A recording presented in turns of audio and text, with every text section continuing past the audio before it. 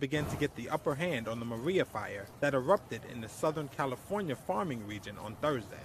Ventura County Fire Chief Mark Lorenzen. We are finding that the winds are starting to change, and that presents its own challenges all by itself. Firefighters scrambled to protect tens of millions of dollars worth of citrus and avocado crops in harm's way, as well as oil industry infrastructure. The fire began near the community of Santa Paula, about 70 miles northwest of downtown Los Angeles, and has since charred 9,400 acres of land. It was started after fierce Santa Ana desert gusts howled across much of Southern California.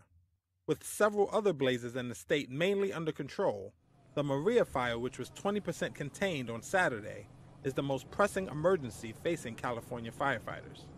More than 10,000 people were under evacuation orders. No injuries have been reported. Officials said the state's largest blaze, the Kincaid fire in Sonoma County, north of San Francisco, was 72% contained on Saturday, after burning nearly 80,000 acres and destroying more than 370 structures since it started on October 23rd.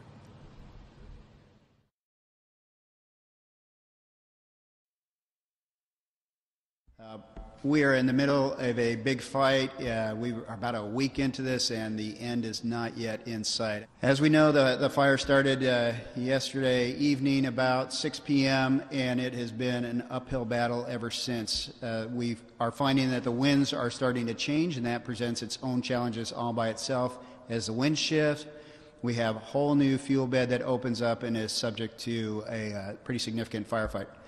Our firefighters, 500 of them, are still actively engaged in structure protection. We have new evacuations occurring at this moment, and the fire size is just under 9,000 acres. My request to the community is, again, please stay active and engaged. Please have a plan and be ready to go at a moment's notice should you receive any kind of word through our social media, through VC Alert, or through any of the sheriff's media outlets. So with that, I'm